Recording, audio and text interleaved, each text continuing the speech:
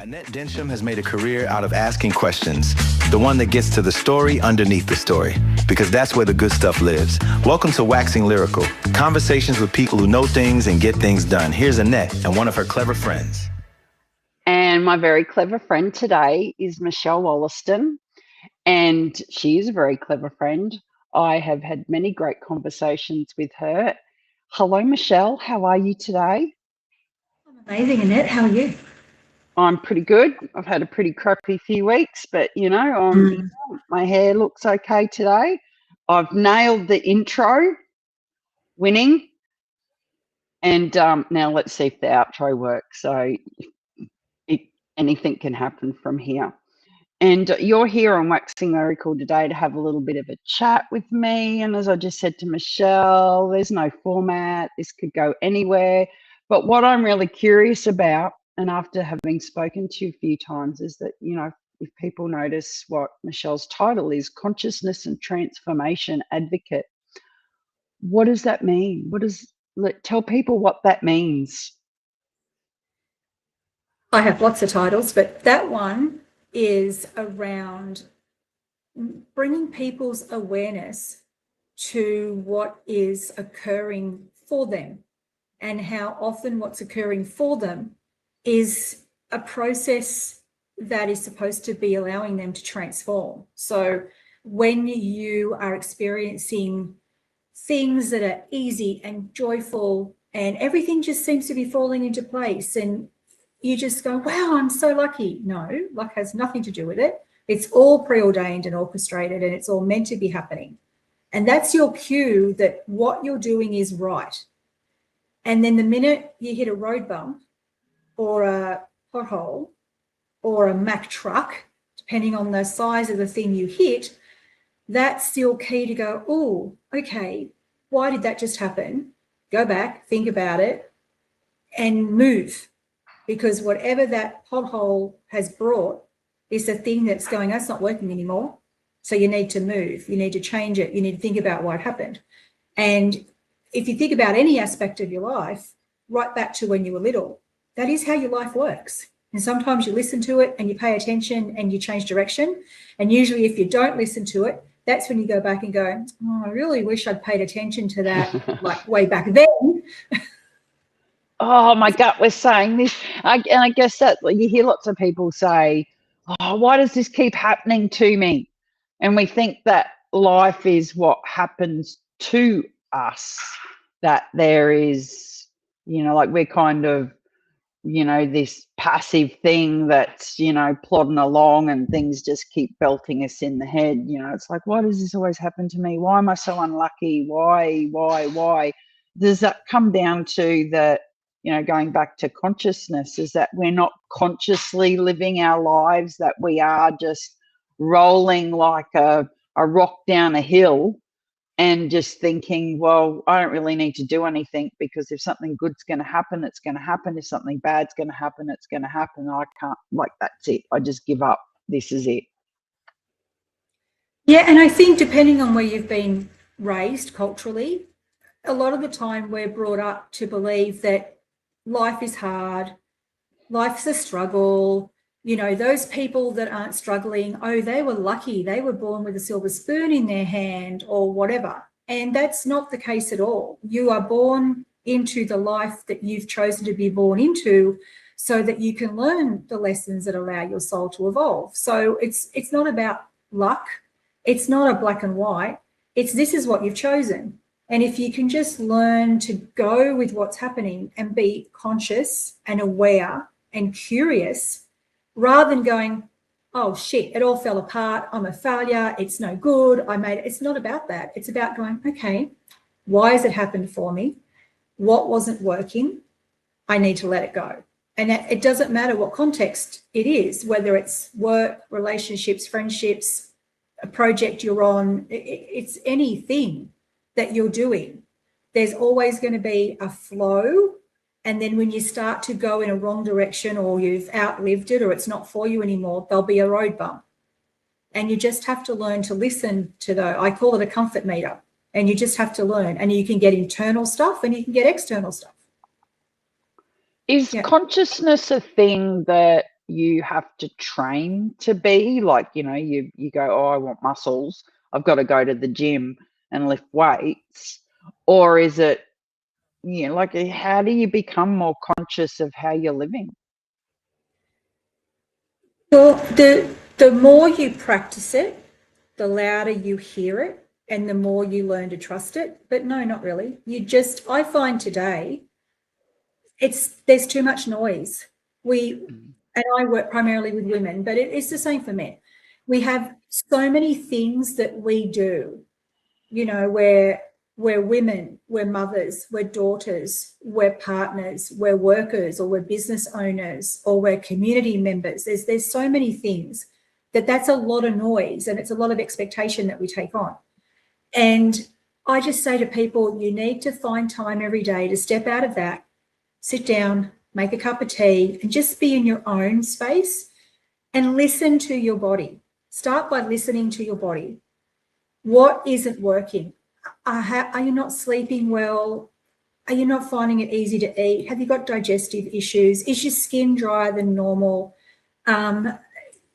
Little things like that are the early signs that you need to listen to. And then if you listen to them and investigate them and become curious and then go, okay, I'm going to try this, then you start to move back the other way. It's when you don't listen to it that it gets louder. And the internal stuff is normally what you hear first. Your body will start talking to you first. You've experienced this for the last 3 or 4 weeks. You push too hard, probably, and then your body's gone, nah, we're pulling you up. And the more you push, the more it wants to pull you up. And when it doesn't work internally, the outside noise will get louder. Things will fall over. Things won't work. It can be any extreme of that, but that's what will happen. And once you just start to go, oh, okay, why did that fall over? Why did that person not go ahead with that? What am I trying to be told? You'll hear it louder. And you just learn to listen to it. Yeah. Oh, I totally get that. And I did a post last week and went, oh my God, I did something that I never do. I stopped because I'm not special, I'm not extraordinary, but, you know, I have this insane work ethic that, and especially when I love it when people go, you know, you need to take some time off. And it's like, yeah, well, deadlines don't take time off.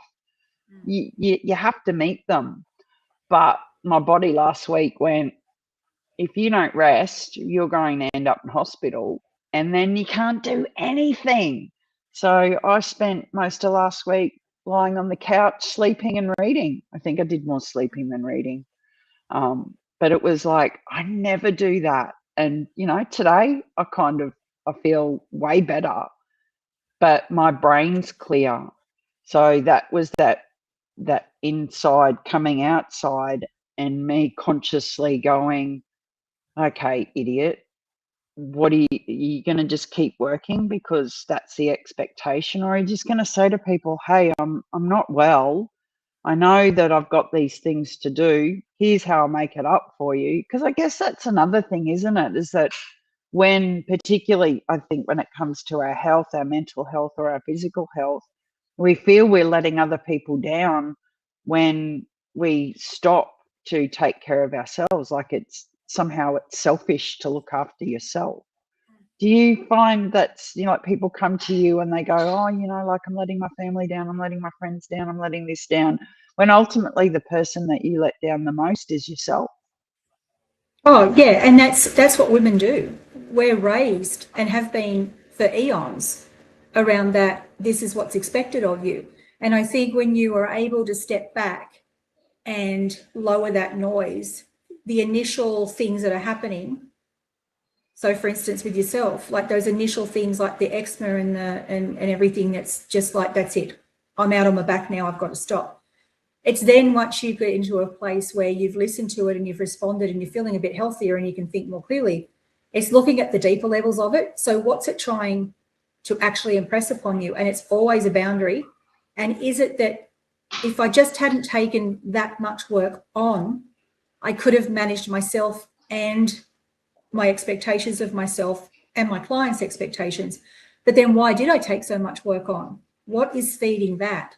Is it again an expectation thing that you can't say no to everybody, but if you really think about it, you could probably have a yes and a no list and go, well, I actually could have like not taken them on because they were more trouble than they were worth, or it wasn't really, I didn't feel comfortable with them, but I took them on anyway.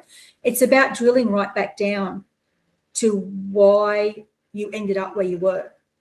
And I did a podcast the other day with an Australian woman, Ronnie Millard, who now speaks to women around corporate burnout. And we were saying the same thing. And she had a great phrase around, you know, people that you should think about whether you should have them in your circle anymore or not. And she's like, you need 2 lists. You need a list for the penthouse friends and you need a list for the basement friends. And I'm like, I so love that analogy. That is fantastic. And clients are no different. Like, are they clients that you've taken on because you want them in your penthouse, or have you taken them on but they're in the basement? So it's about then getting curious around what was happening right now, that maybe what could I have done to have stopped it? Because maybe that's the lesson that you need to learn, is you're taking on more than what you actually need to take on. And where does that come from? Why do you think that, like, as you were talking, I was thinking about when I was a kid, and the number of times I'd say to my mum or my grandmother, oh, I'm bored, I've got nothing to do. You almost hear no one say that they're bored anymore, because, like you said, there's just so much noise and expectation coming to us that, you know, being bored almost seems like a character flaw. But to me, being bored now seems like a really good mental health approach, because when you're bored and you let your mind wander, it's quite incredible what happens to your brain and to your body when you stop. Do you think that there's still a place for boredom in the world? Oh, definitely. And I mean, we're the generation of boredom because we didn't have all the digital stuff. Like, we grew up in an age where there was no mobile phones, no internet, no social media. You only had TV certain hours of the day and then it just went to blank. You couldn't be up all night watching Netflix like you do now. They didn't exist. So boredom was something that we had that made us invent things that allowed us to be creative and allowed us to use our imagination and allowed us to have to learn to sit in our own company and just be with us.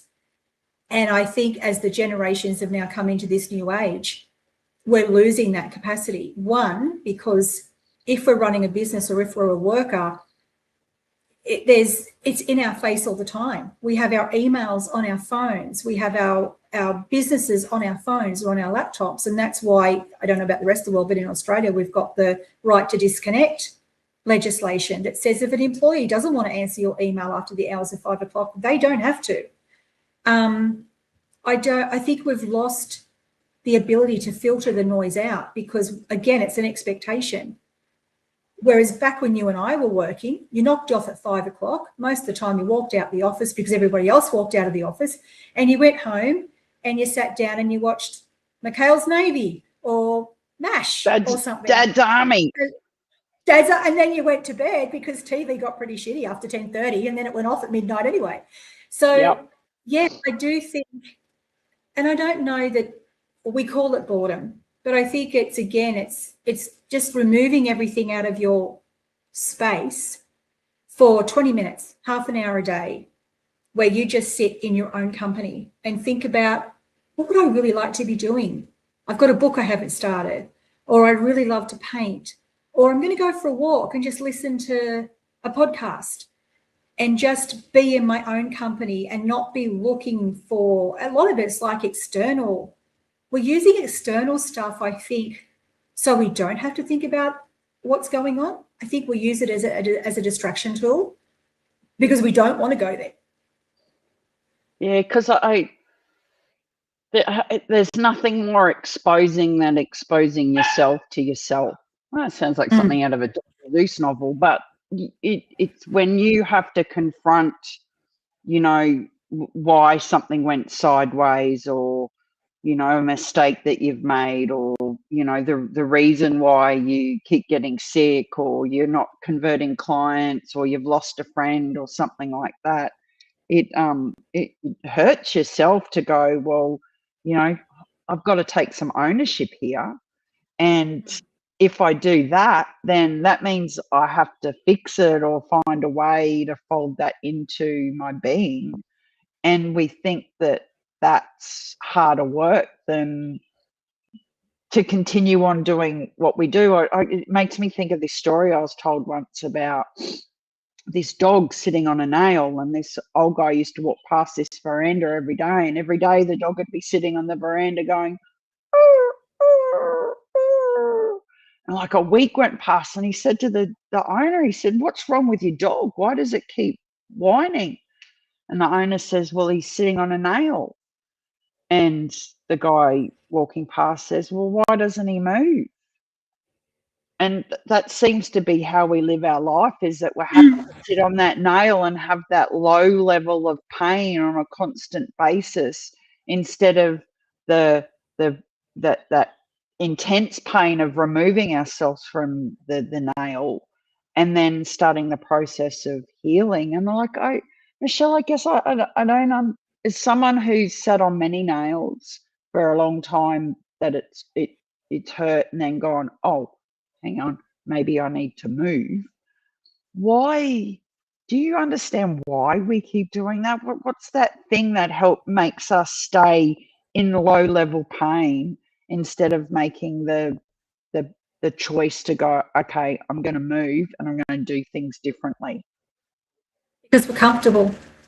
That better the devil you know term is because I'm not comfortable. It's hurting. I hate it. I feel like I need to go and neck myself if I have to be in that situation for another 5 minutes. That's actually more comfortable for us than taking the risk to move into the unknown. And what I say to people all the time is drop the judgment. Stop thinking about why it's happening from a term of I've done something wrong. Think of it from the point of, okay, this is happening. Do a little bit of an audit. Go back 6 months, go back 12 months, go back to when you started to notice it. Write it down. What happened? What was happening at that point? And what did I feel? And what kept happening? And how did the feeling change? And then just go, okay, so what if I actually just put my big girl pants on and go, no, I'm not going to do it like that anymore. And it's going to be a different decision depending on what it is, but it could be something as simple as saying to someone, could you please do this for me moving forward? And they'll probably say to you, yeah, of course. Why didn't you ask me that 6 months ago? Because we also work from this space that we, especially as women, we think everybody should just know what's wrong. And people don't know what's wrong if we don't say it. So if you're carrying stuff and you appear to be functioning at your peak, no one around you is going to stop to go, oh, she's functioning so well, there must be something wrong. No, people just go, oh, she's right. So if you just let that down and stop thinking that I have to perform, there's an expectation I have to live up to because it's your expectation or it's an expectation that's been put on you. And any child psychologist will tell you this from when you were a little person, because you're through osmosis, it could be something your parents said to you or expected of you, and that's probably something that their parents expected of them. So it's actually not yours to carry. It's something that's been put on you. Just stop. Take the thing that's probably the least risky of all the things you could do and just dip your toe in the water. Because normally when you do that, I was going to say, I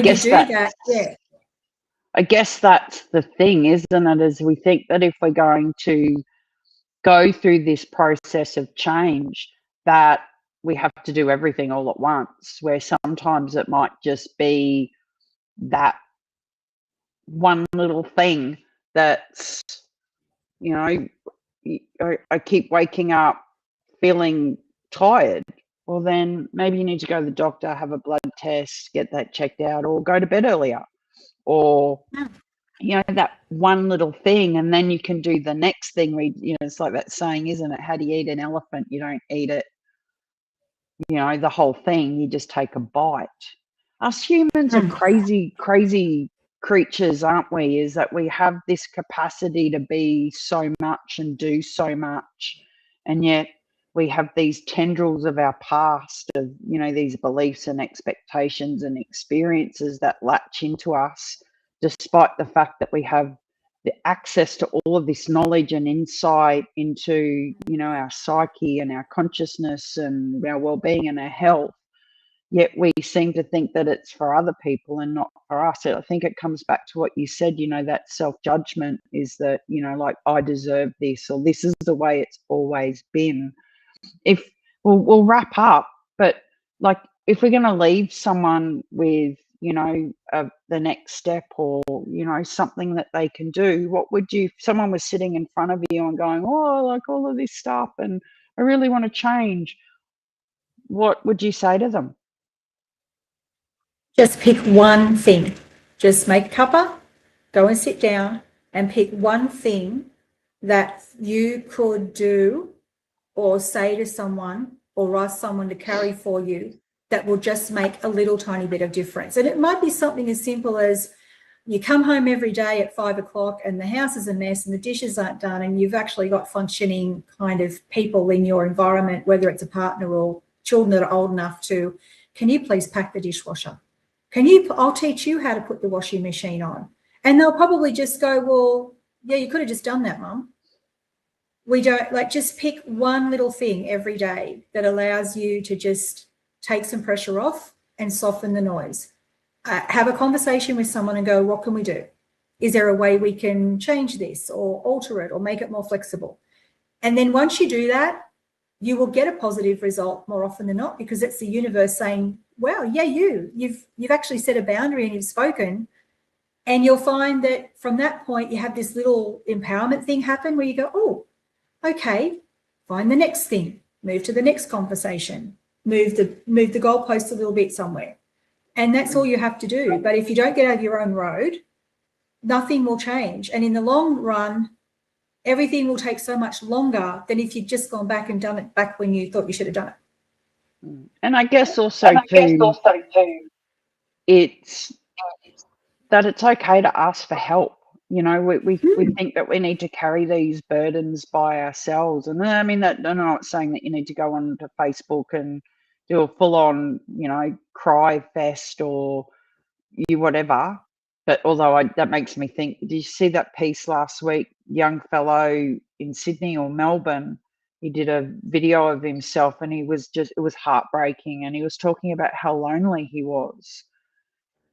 Now, I mean, that did two things. One, you know, was like, how brave of him as a man to get on, you know, social media and cry, because we still think that men don't cry, but it started this whole conversation about loneliness.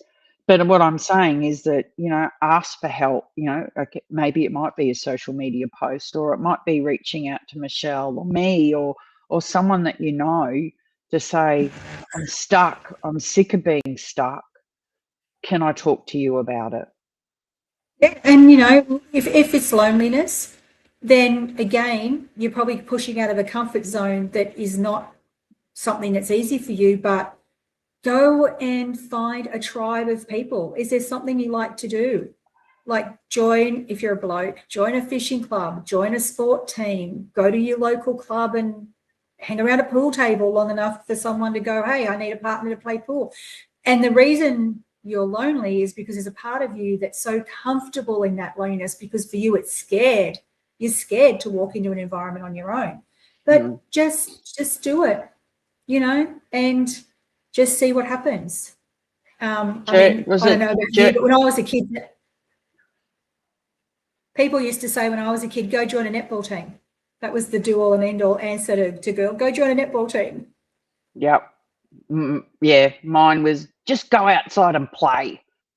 Yeah. And, you know, but back then you could go outside and there'd be a tribe of kids on some corner somewhere that you'd just go sit down. And, you know, it's just sad that kids still do it. You know, you're at a park and you see kids playing with us. I remember my kids, and you go, oh, what's your friend's name? I don't know. You've been playing with them for 2 hours. You didn't even ask their name. No, we were just having fun. Yeah. You know, we don't do that anymore, because then we come back to that judgment, and we just, oh, this human existence, it can be so hard, can't it? But, you know, there is Yeah. so much help out there. And, you know, that old saying, a journey of 1,000 miles starts with one step. And I guess if you want to change, then it starts and ends with yourself, or myself, or Michelle. And the only person who can point the way forward is you. And I hope anybody listening that was of some help. Michelle's in my chat, as I've said, Waxing Lyrical has no questions, no script, no thought. Like Michelle and I went, what are we going to talk about? And I went, oh, well, and she went, oh, well. And so we've just kind of like meandered through that. But truly, if you want to dig a little bit deeper, then Michelle is an amazing person who's got this very long history of like probably really boring jobs, that's now doing something that really lights her up, because she has always believed in the power of consciousness and the power of, you know, taking that responsibility for yourself. Thank you so much, my clever friend. It's been a joy. You're welcome. Wonder talking to you, and we will see you next time on Waxing Lyrical. Thanks for spending this one with us. This has been Waxing Lyrical. Conversations with people who know things and get things done. See you next time, clever friends. Stay curious.